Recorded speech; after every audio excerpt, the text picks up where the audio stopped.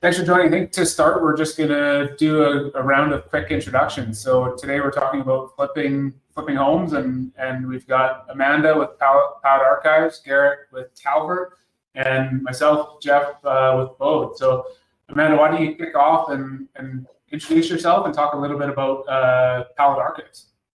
Amazing. Thanks, you guys. And thanks for everyone joining us today. I know everybody's probably super zoomed out, and now we're like back into the masks again. So, enjoy your lunch. I don't know, have a Wednesday cocktail while we're doing this if you need to, and feel free to ask lots of questions. But Amanda Hamilton from Amanda Hamilton Interior Design. We are a traditional, interior design consulting company. We work with clients across all different markets across Canada. So we do residential renovations, new home builds, furniture and accessories, as well as working with a lot of commercial clients in the hospitality sector, retail, health and wellness, office, and then we work with quite a number of developers as well. So. But what I'm here representing today is our sister company called Palette Archives, which is an e-commerce based business. And we have a bunch of palettes online that are pre-curated. So if you're thinking about flipping a house and there isn't a ton of money in the kitty to put towards hiring an interior designer, Palette Archives is a really nice solution. The box, which looks like this, shows up and you've got your hardwood samples, cabinets, paint, wallpaper, tile, everything. And so you can kind of peruse through the website and take a peek at that. And it's a really easy way to save some money and make sure that when you're done your flip, that the house sells and it doesn't look like a hodgepodge of things put together, which I'm sure we have all seen before when we were looking through homes. Thanks, Amanda.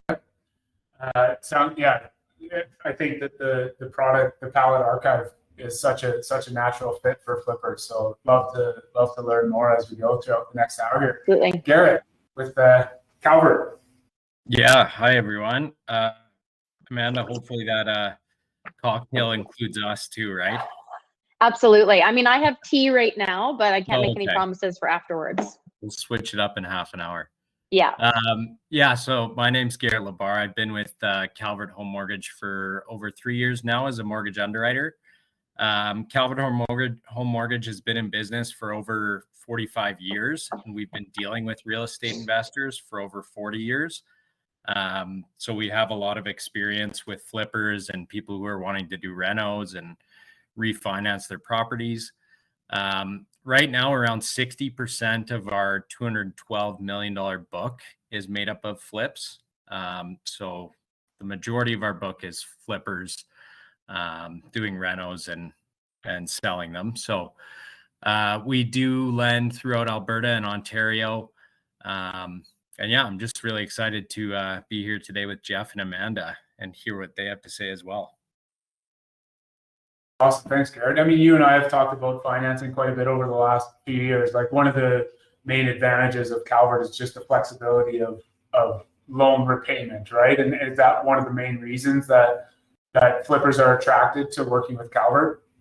The biggest thing is that typically you can't get financing through the banks if you're doing these short-term mortgages. If you're trying to buy a property and sell it within 6 months, the banks are not going to want to do that business. They want the long-term stuff. And then we're just relationship based. So we're happy to set a relationship. We get information up front, but after that, it's more about how you do and how you're going to make money. We just want to make sure that our clients are successful. So it's got to be mutually beneficial, and we want to help you along the way. That's awesome. So yeah, plan for today is to really be interactive with all the registrants on the call. So I'll do a quick intro and then we'll open up. So for those that haven't met, I'm Jeff Jackson. So I'm one of the founders of Bōde and VP of Sales for Bōde. So what we are is an online marketplace that allows people to buy and sell real estate. And the reason that we're on and chatting about flipping today is, and I know that a lot of flippers have realtor relationships, and often they have a realtor partner in some of their deals. But for a lot of flippers, Bōde is a good fit because essentially what we do is allow people to go to market without representation. And with a lot of flippers, that middleman is not as necessary as it might be in other instances. And, these professionals are wanting to have that direct interaction with buyers. And because they've just completed this renovation or this flip, they're very familiar with the product. So they're often the best person to sell the house as well. So that's why we're excited to work with flippers going forward. So I think we've got a few folks on the call to moderate, but any questions can just go directly into the chat, and I'll kind of feed them to when you put it in the chat, just maybe direct it to who you want the question answered by.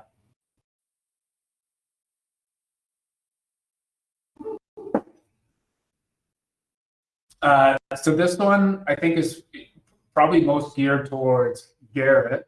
Amanda would love your insights too if you have any on this. But first question is, how do you choose a neighborhood to flip in? What criteria makes a good neighborhood, and what sort of due diligence do you complete on the neighborhood and property? So Garrett, I think that one's best suited to you. Yeah, absolutely. So the biggest thing that we look at right away is inventory. So I think Jeff would be able to tell you more about that as well, but it's always important to look at neighborhoods that have low inventory. If it has low inventory, you have a better likelihood of selling quickly. And we all know that speed is super important when it comes to flipping houses. Being able to complete renovations, get it on the market, and get some action between buyers. And the Alberta market's a little different than Ontario, but the Ontario market, you don't have to do much to get action on your property because of how hot it is. But the Alberta market's also doing really well. As for other things to think about in neighborhoods, is just how big of a renovation you want to do as well. We always say that you don't want to go too high end when it's in a neighborhood that's not as high end. So if you're looking to do a renovation that's smaller and do some lipstick and paint, maybe focus on a neighborhood that has houses that are worth between 200 to 500,000. And those are going to be your quicker flips. As you get into that higher range, let's say like a Britannia or a Elbow Park, you're going to need to spend a lot more. It's going to take more time, and you better be prepared to maybe have more issues with it because you're doing a bigger reno. Cost could be increased. Just lots of things to think about with that. So it's about looking at the data as well, where you can look at Bōde too. If you go on their site, they have lots of information on data as to what's the recent sales and active listings and stuff like that. It's all about looking at what's going on in certain neighborhoods. I wouldn't restrict to a certain neighborhood though, because there's good deals everywhere. So just keep your eyes open and make sure you understand what's going on in each neighborhood. Garrett, are pretty much all of your clients working on single family homes? Do you have many flippers, doing townhouses or apartment style condos?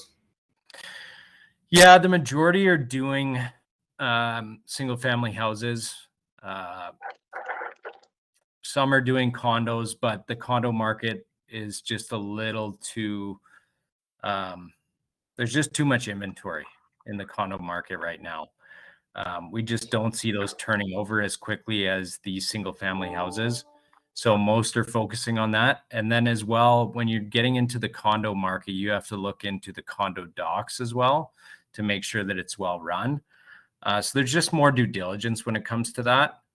So yeah, I'd say the majority are looking at those single family bungalows or like a duplex type style.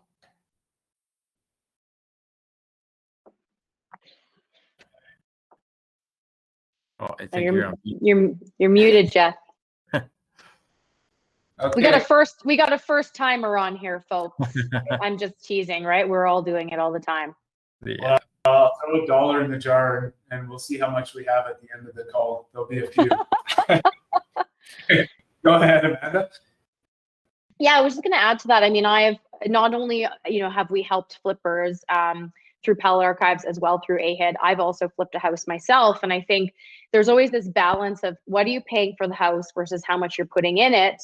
And then what's the market value in the neighborhood, right? So whenever we meet with clients, before we even figure out what the construction budget is, we like to ask like, well, what did you pay for it? And if we put a renovation in, what do we think we can sell it for? What are some comps in the neighborhood? And that's actually how we define how much money we can invest into a house.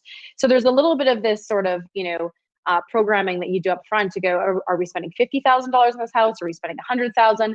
And if we spend the $100,000, does that actually get us some extra money, or is the difference going to be negligible? So I think there's that when you're defining the interior budget for sure.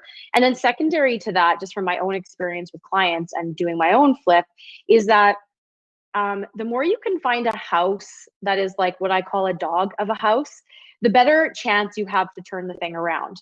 The only exception to that is I actually find houses that have had less renovations done to them over the years are easier. So you're not going in to clean up somebody else's mess. So ideally, you don't want to have to go in and clean up somebody else. Like, what did they put behind the walls? Is there a bunch of stuff that's illegal in the house? Some of the best houses you can find are the ones from like the 40s, 50s, and 60s, where it's like they literally have not been touched.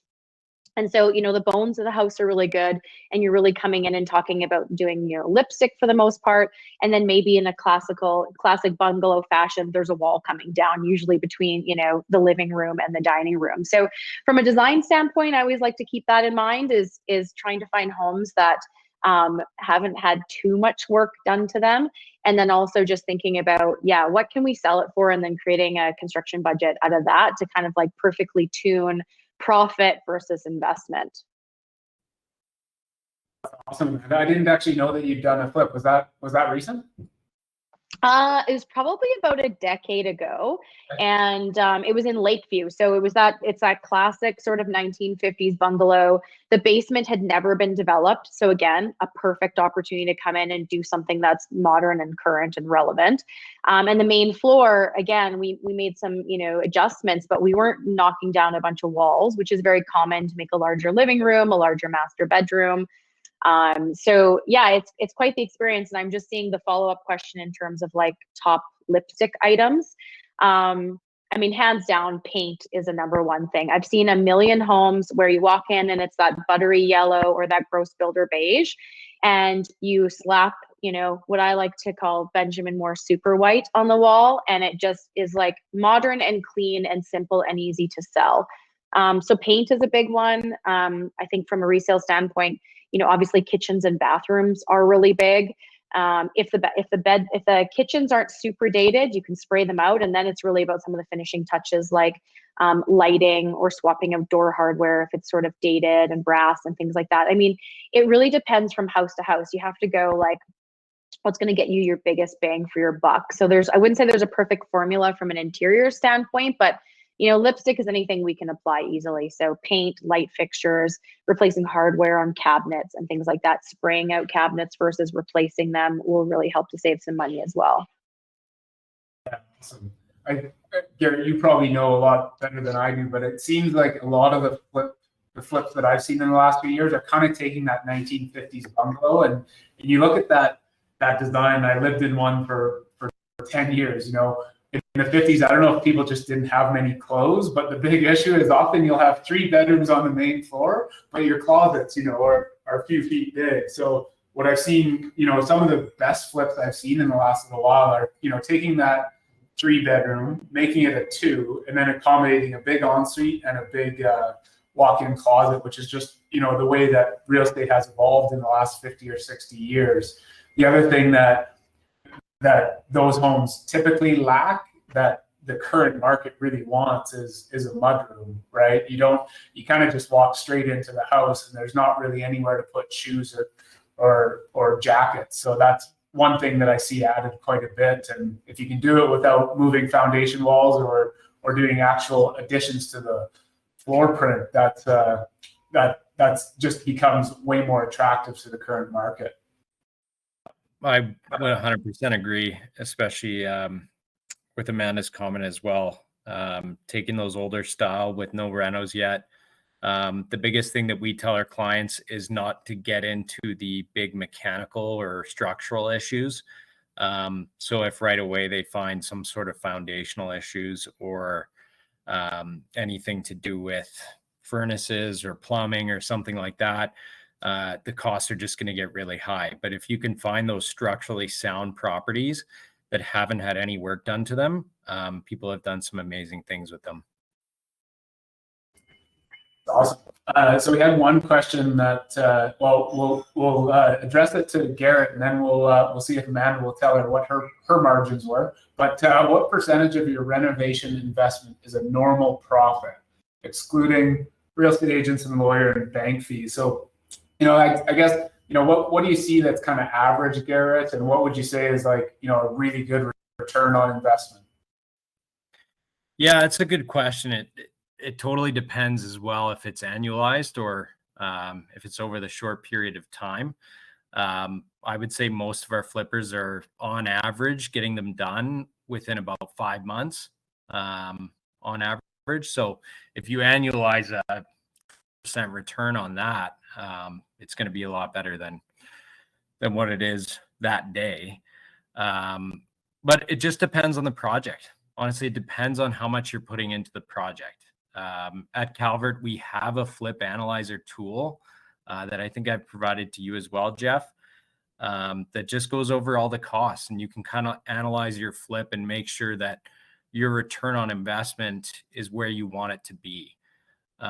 So each project is going to be different. We have people who are putting in maybe 10, 15 grand just to put in new flooring and paint. Like Amanda said, it's just quick lipstick, the important stuff, get it back on the market and make 20 grand. That's terrific. And then there's other people that are doing the big projects where it's costing them 120 grand. It's taking them 6 to 8 months. And we expect a bigger profit on those, or we hope that they expect that, because there could be bigger issues when it comes to doing that. So it's totally project dependent. But on a percentage basis, probably around 15, 20% would be great. Yeah, and I think I was doing some quick calculations. It was quite some time ago, but I think we ended up walking away on our property with about a 15 to 20% profit, which was really great. Now, we were living in the property at the time, which of course I don't really recommend to anyone, but if you do have to do it, you can.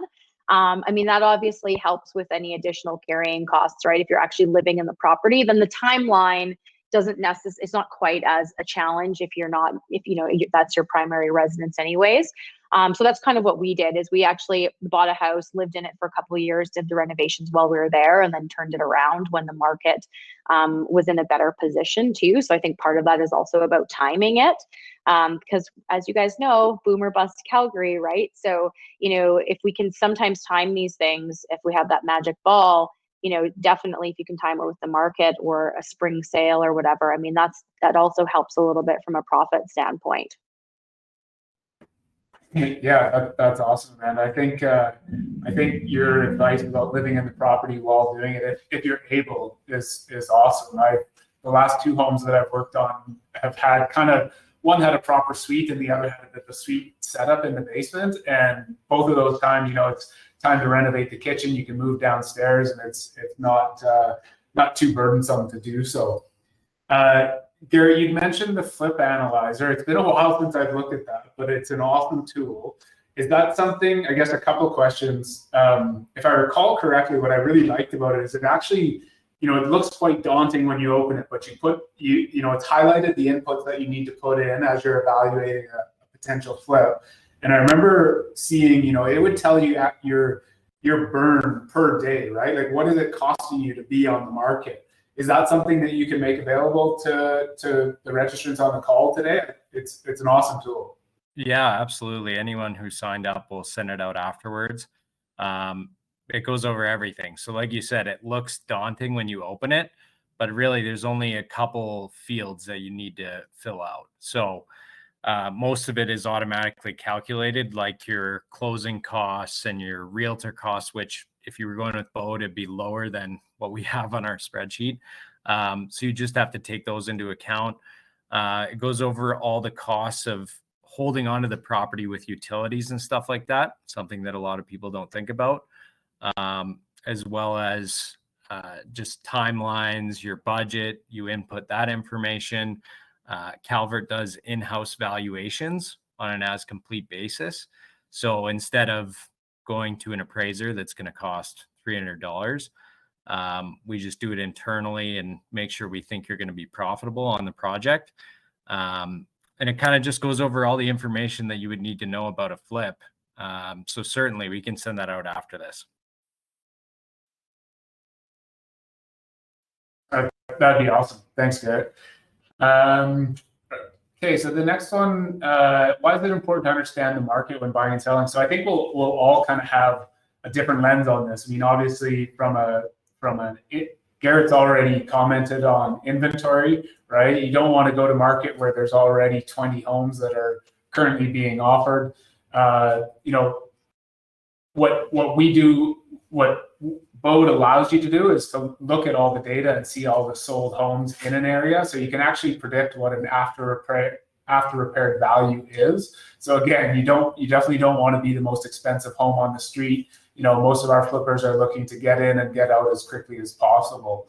I mean, from Amanda's perspective, making sure that you are on trend with things, right? I've got a pallet archives box in front of me here, and I think that that's such an awesome option because, the trends do change. And if you're looking, I'm seeing, I'll let you comment on this, but I'm seeing a lot less chrome, right? The hardware seems to be black right now. The market is really liking black. We went through this big trend towards gold and brass, and now you're seeing that, I would say, probably more as highlights, but less like full home brass fixtures. Is that kind of what you're seeing as well?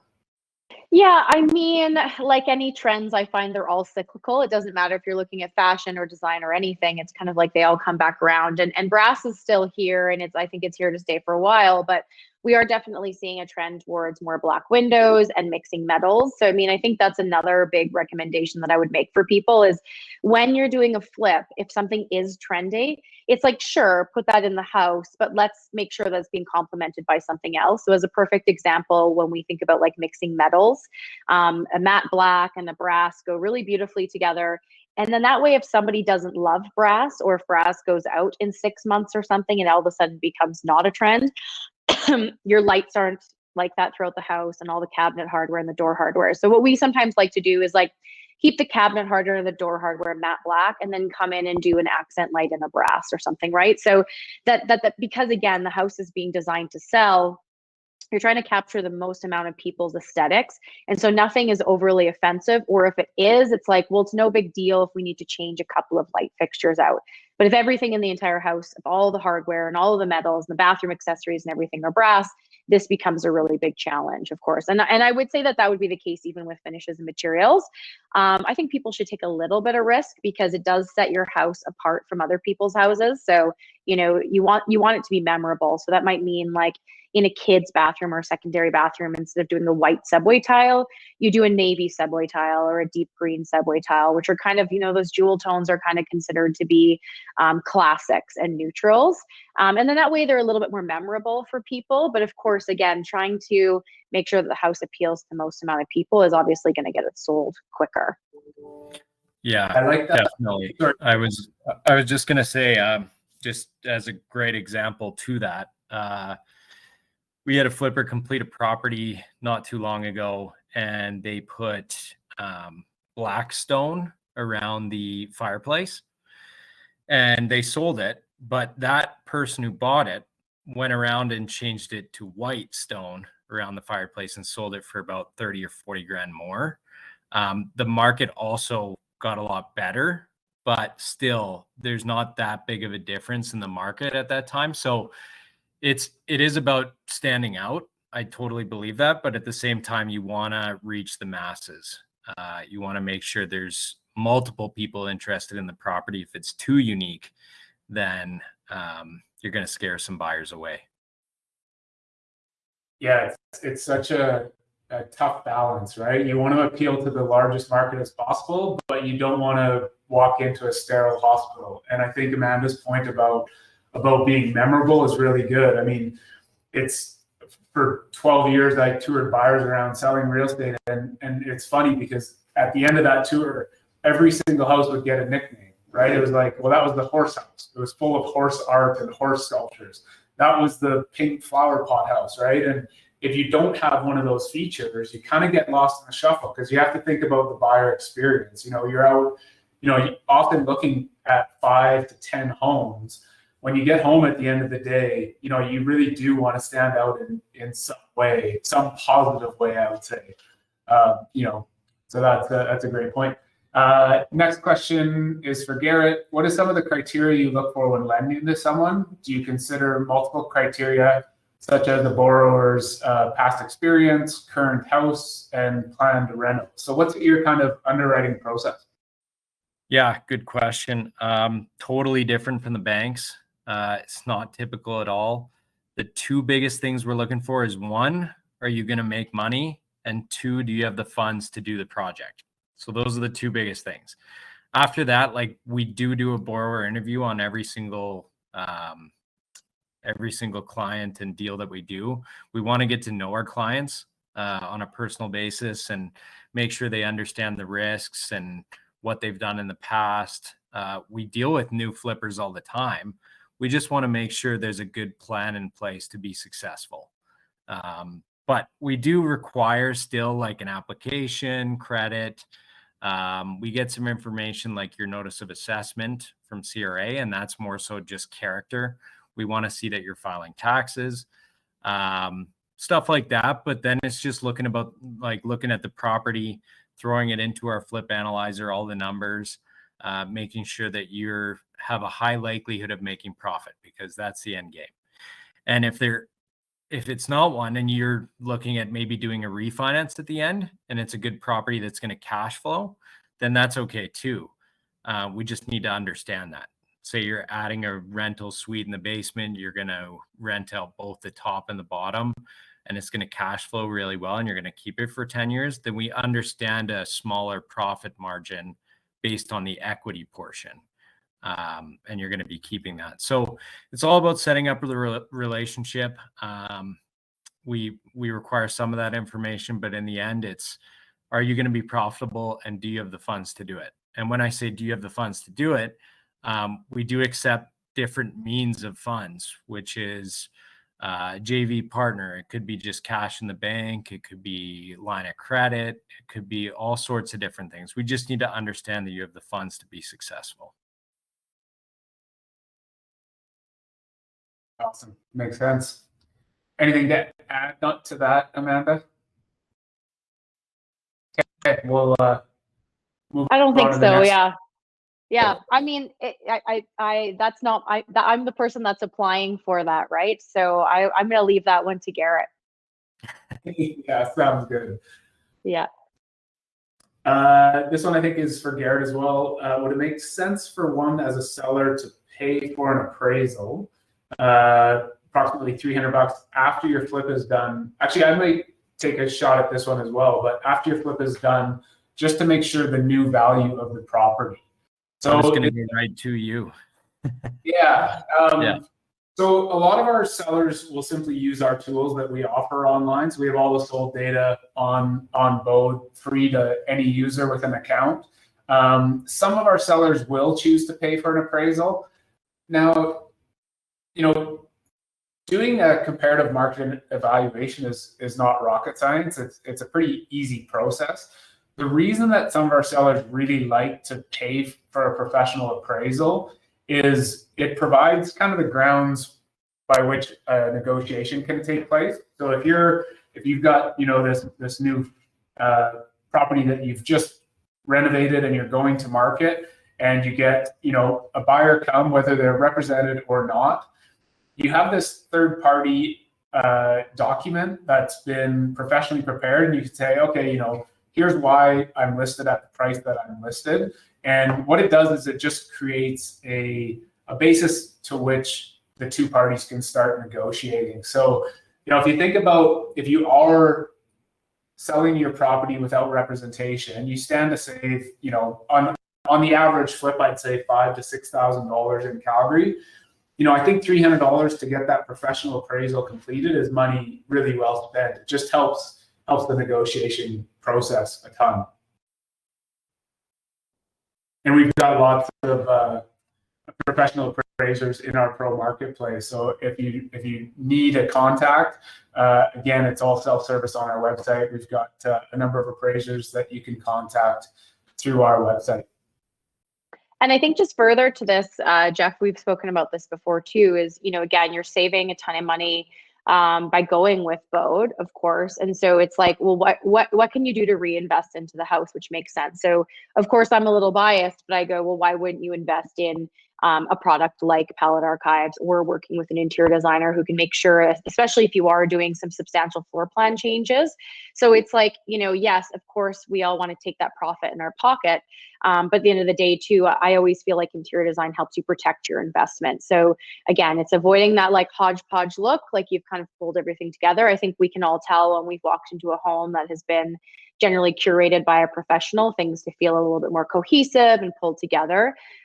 So that's a really, really nice way to go. Okay, if I'm saving myself X amount of dollars, maybe I take a small percentage of that and I invest it back into working with some professionals to make sure that this renovation is going to be fantastic, whether it's landscaping, an interior designer, whether you need to engage an architect, whatever it is. But that's a nice benefit for sure. Yeah. Amanda, I got a question for you. Do you work with clients on setting up like a floor plan and stuff like that? We do. So with some of our clients who, resale is on their mind. So let's say it's not a traditional flip where it's happening in 6 to 12 months, although we have done that. Sometimes what we do is take a hybrid approach. So through Amanda Hamilton Interior Design, we will actually do floor plans for them. Specifically, if they need to apply for building permits, that's the really big thing that most people, are challenged with. It's like, well, I want to make these changes, but I need to get a building permit. You've got to have proper drawings done. Especially if there's a basement reno happening and it hasn't previously been developed. So sometimes we'll do that, but then again, to save on funds and fees, we say, hop onto Palette Archives and pick one of the palettes. And we've even done slightly modified palettes for people if they're like, there's this one sample that we don't love. So, to give you a sense of, if you brought on an interior designer to do a finishes and materials palette from scratch, you could be anywhere from $2,500 and up just by the time you add in all the time, running around the city, getting samples, pulling everything together, and meetings. Whereas our palettes start at $125. And then you can upgrade them for another $25. And in that, you get all of your lighting specs, your hardware, your bathroom accessories, your cabinet hardware, your door hardware. So it's like, it's all in basically for $150, which is substantial savings from, say, $2,500 of hiring a designer to do that for you. Yeah, it's really interesting because I know my best flip client who did, I think, 13 flips last year. Wow. He swears by getting someone to do each design for him in order to get the maximized profits on every single flip. So I think they've kind of got it down to a science, and that's a super important thing for each flipper to consider. Yeah, and that's such a good cost for that as well. So yeah, and especially if it's their first time around. Like, I think if somebody's doing 13 a year, they could probably, if the floor plan isn't changing, reutilize some of those palettes a few times if they're working with a designer. But if it's your first time around and it's something that's super new, I 100% would recommend being like, go to a professional, or, again, a product like Palette Archives, just so that you don't finish the house and go, oh shit, what did I do? It doesn't look good. And then that becomes a challenge to sell a house because of it. Yeah, I'm colorblind, so that's something I would definitely do. I'm just so everyone kind of knows what the product looks like. So this is a Palette Archives box. I've been looking through it, and basically, Amanda, correct me where I'm wrong, but you kind of put together, your carpets, your cabinetry, your countertops, your backsplash tiles, and you've got the eye for this. You've made sure that all these things work together really well, because they've all kind of been in a house where.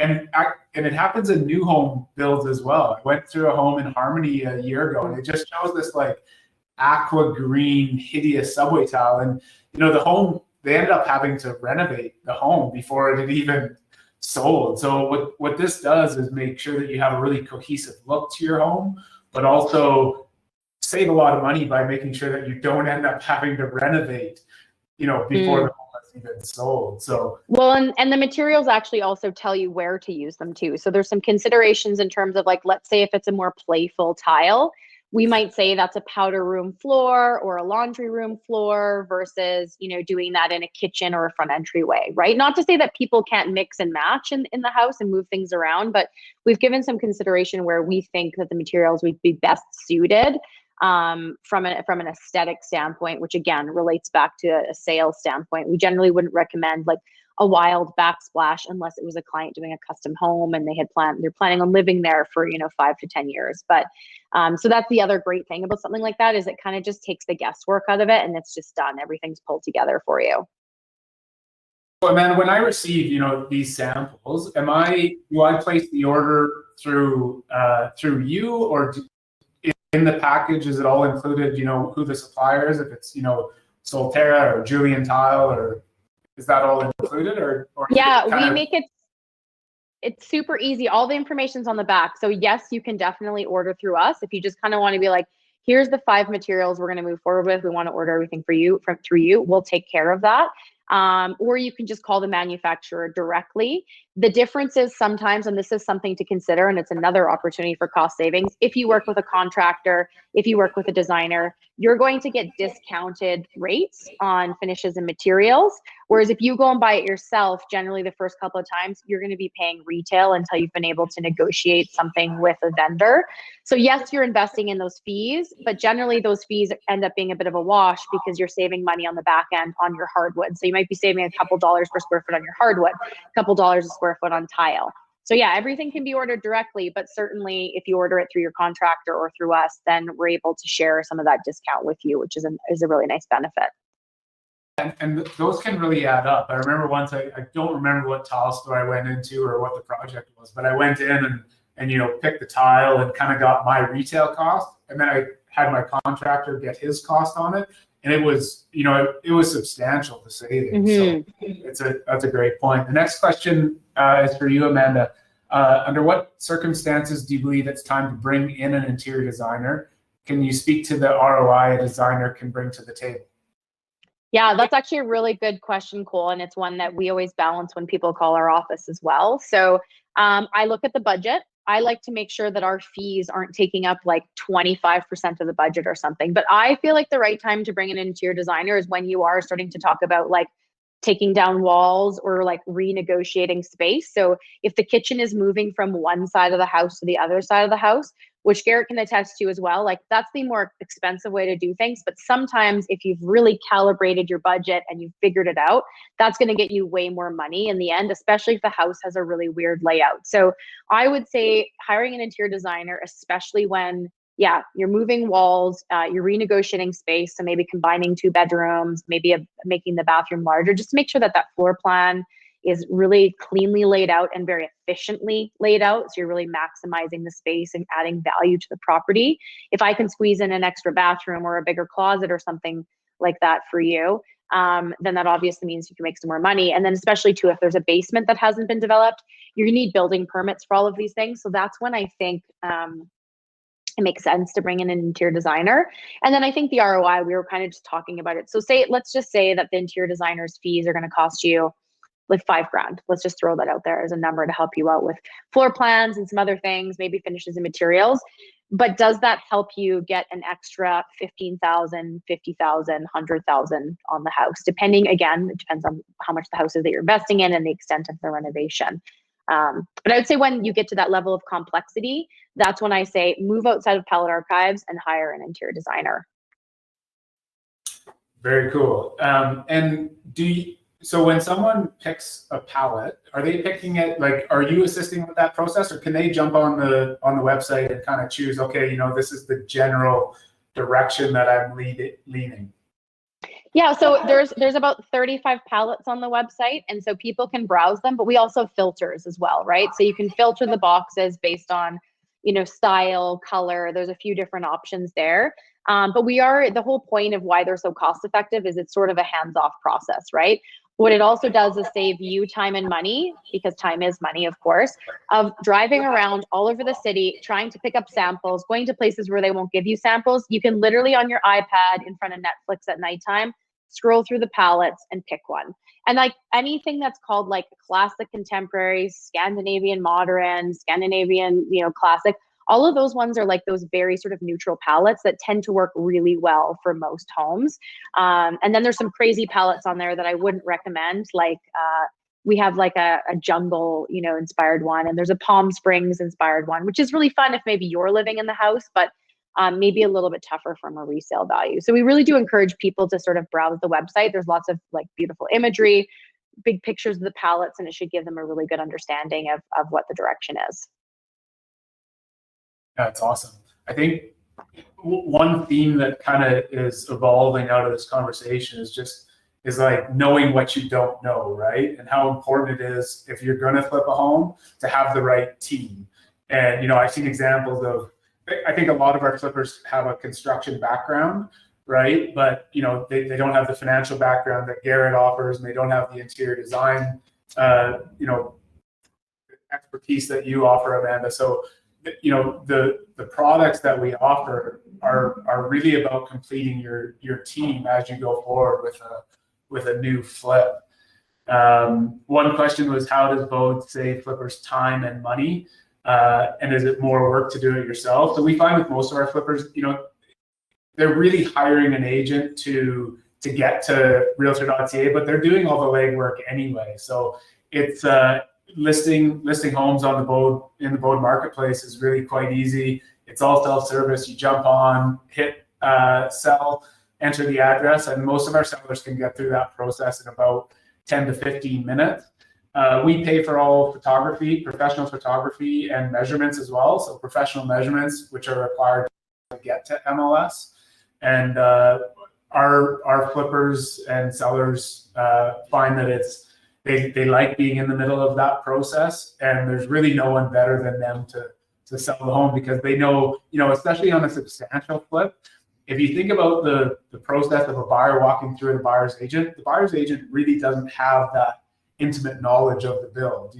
They can't say, well, what type of insulation was used on this exterior wall that was redone? They don't have that information. Whereas the flipper, if they're there with the buyer, they can say, we used a spray foam at the rim joist and an R30 bat on this wall. And it's like, we did that because this is a bus route and it's going to make it quieter. So you can really speak to the process and why selections were made. So next question is for Garrett. What is the scope of renovations you see from some of your most successful flippers? So how much is lipstick and how much is more substantial? I think always about, increasing size or doing additions. Yeah. Before I get into that, I wanted to go just quickly to the last question that you answered there. I know one of our flippers used Bōde on their last flip that they sold. And I believe they sold it for 98% of list price, or 99. Can't remember, but they just had nothing but good things to say. I've been through the process. It's super easy. And Jeff is right. Like, if you're a flipper doing your own work on the property, you know everything about it. And you can probably sell it better than anyone. So there's definitely positives in going that way. For this question, we've seen people be successful in both. Like I said, it's just dependent on how much cash you have available, your capital stance. But yeah, we've seen both. It depends on the neighborhood too. Some of our most successful are in like the Acadia and Lake Bonavista areas, where they're spending maybe 80 grand on a flip. And they've done extremely well. The inventory is also very low. But then we've also seen people up in the Northeast, like what is the area? I think it was Falcon Ridge or something like that, where they're only spending 20 grand and they're making a lot of money from those. So it's just dependent on your purchase price, your price point, what the market is doing.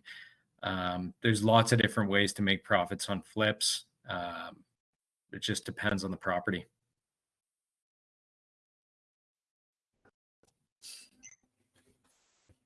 Yeah, it's great. Anything you'd like to add to that one, Amanda? Oh, dollar in the jar. Dollar in the kitty. We're all newbies on here. Didn't first Zoom call ever. No, I think that was a great answer. I don't have anything really to add to that. Just looking at our Q&A. Anything else? So this one's broadcast to all of us. Can you share some tips for evaluating a good flip and how to determine which ones are profitable? So I think we've covered a lot of that already. I think that, Garrett, your point was really, the money to be made when purchasing, right? Like there's so much of this process is identifying the kind of dogs, right? That what the properties that a buyer won't consider because it's too much work and they've been untouched, right? The ones that haven't been renovated and are original, 50s or 60s homes, I think from my perspective, most of the best flips I've seen have been, properties like that. Yeah, I'd say you make your money on the buy. So if you get a good purchase price, you're probably going to make money on it. Then it's just determining what the best reno is for that property and that neighborhood, making sure that you're not going above the neighborhood standard and not way below either. And obviously it sounds like Amanda can assist with that and getting the right materials for that. The other thing I will say is just, it's really tough. Every flip is different. We have 2 internal appraisers in our office. So we do assist with that. We want to make sure you're successful. We go through everything. We want to make sure that you have your budget set and you want to stick to that budget. Try and not deviate from it too much. People will start with a certain budget and then they'll say, oh, well, we could do this, this, and this. We can add in an addition or do something like that. But is that going to make you more profit for the amount of time that you're spending on that? So just sticking to your numbers, have your team in place, make sure you're working with the right people who are going to have your back. Yeah. And I think the only thing I would add to that is really thinking about the programming of the space. Again, going back to some of the things I said earlier is like, does this house have the capacity to have larger closets, right? Is somebody going to walk in and be like, okay, it's the 21st century. I have more than one smock that I need to hang up in my closet, right? So there's things like that. Does this house have an opportunity to make a 4-piece bath? How dated is the kitchen? Is it like we got to tear the kitchen out and all of a sudden we're talking about a minimum $30K spend or more to replace the kitchen, or are the cabinets in a really good condition, and we can spray them out and replace the hardware? So I think it's looking at some of the individual design elements, seeing, what decade they're in, but then also thinking about functionally, like, does this house have a nice opportunity to stage it? That's another thing to think about is, can the furniture be staged nicely? Like, that's another great way to sell a house, which we haven't really touched on. And like, what is the layout? Like, is it a weird layout? Can we make the master bedroom bigger? Can you actually fit a king bed in it? So I think it's really thinking about some of the spatial allotments for things, and then the adjacencies of things, that when people walk in, they're not like, this house is too weird, I can't imagine myself in it. So thinking about the budget in tandem with like how people are actually going to live in the space is on a micro level is super important as well. Yeah, I'm a huge advocate of staging. We have stagers in the pro marketplace, and I think there's times where if you do have a bit of an odd space, like often you're dealing with old floor plans, right? That just aren't really conducive to modern living.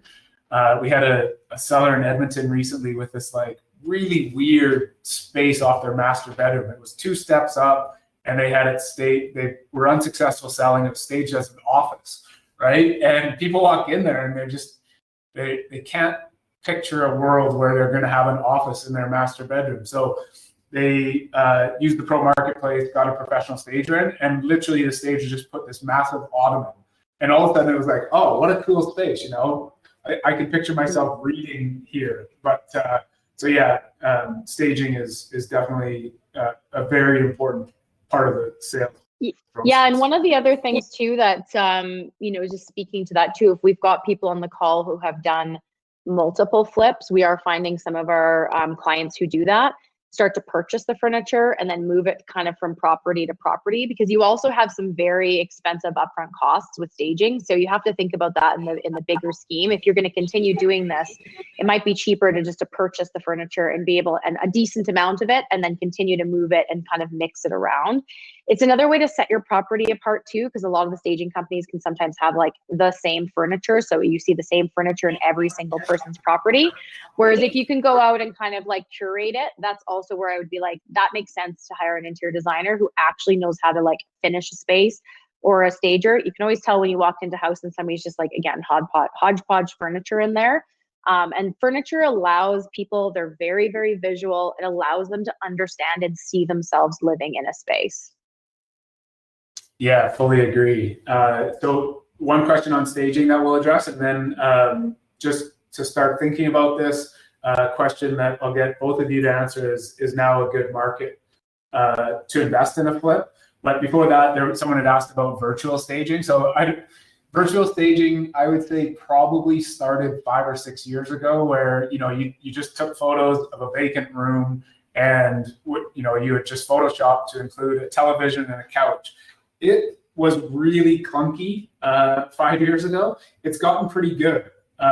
We had a Brookfield listing a while ago, and someone contacted us saying like, where can I buy that couch? I live in a similar unit. I'd love to buy a couch. Well, it was a digital couch. The couch didn't actually exist. So I think that if you are looking at a budget and you don't have it in the budget to pay for staging, you could consider doing some virtual photos. It's not inexpensive if you were to do all of the photos, but $75 per photo, you could kind of virtually stage your room. So it would be something to consider, and we do have contacts for people doing that as well. So yeah, question to both of you is now a good market to invest in a flip? And I would say we'll kind of constrain this to the Alberta market for purposes of this conversation, and knowing we just have about 5 minutes remaining. Yeah, I'd say with the virtual staging as well, it's a lot dependent on the market too. Amanda stated that people want to feel like they could live there. So if you're doing a virtual staging and they show up and there's no furniture, there's just that feeling. But if you're in a hot market where people are just bidding on stuff, it really doesn't matter. But if people are going to the properties, it's sometimes nice to have that physical furniture and staging out there. I know a lot of our flippers swear by it and say that it's super important for selling their properties. So that's just something to consider. Is the market good for flipping? Yes, I do believe it is. There's lots of our flippers who are making money on flips. Honestly, every single market can be a good market for flipping. It's just dependent on your purchase price and the neighborhood that you're doing it. Focus on the low inventory. If you can do those quick flips, get it back on the market. If you can get good purchase prices, stuff like that. But the market right now, lots of people are making profits on their flips. Yeah, I think I lean on these guys. They're experts with this, but I think, yeah, thinking about timing for sure, because the market's hot right now, which means housing prices have gone up. So it just means if you're buying high, you want to be selling high, ideally too. I've been in a situation where our house in Lakeview, we purchased high and sold low. Now we still made that 15 to 20% profit, but that's because we had a really good understanding of what we could invest into that market. So I think considering your timeline of the flip is important as well. Knowing that if you're going to be selling potentially in a market that's cooled down a little bit or isn't the ideal time of year to be selling a house. I guess we'd all wish we have a magic crystal ball, but thinking about the timing with respects to it, I think is really important with any market. Yeah, the only thing I'll add is just, looking at our current market and how it fits with the pandemic, right? And what's become important to people. So you know, people look at their backyards very differently now than they did 2 years ago. They look at a home gym very differently. So if you are staging, you know, consider putting a Peloton, you know, type bike somewhere, because that's become way more important to people as gyms have opened and closed and opened and closed. And home offices would be the other one. So if you are looking at, you know, changing space, home offices have become way more important to people. And, you know, that might even inform your electrical plan and where you're running Ethernet. But so, yeah, I think we'll probably wrap it up there. Amanda, thank you so much. Amanda's been generous enough to donate a Pallet Archives box, which we are going to send out to one of the registrants on the call today. So thank you so much. It looks awesome. I love this concept. And I wish I knew about it years ago before I put it in this, like, these blue cabinets with brass. I mean, it just looked horrible. So really excited. And Garrett, thanks so much for joining as well and providing all your insights. We will also share that flip analyzer with everyone on the call. That thing is amazing, and a little bit of time in it, and you get a very good picture of the profitability of any project. So thanks for providing that. Of course. Yeah. Thanks for having me. And Amanda, it was great chatting with you as well. I'll probably have more questions after this.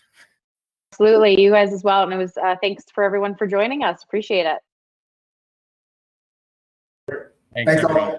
Have a great day. Bye. Bye.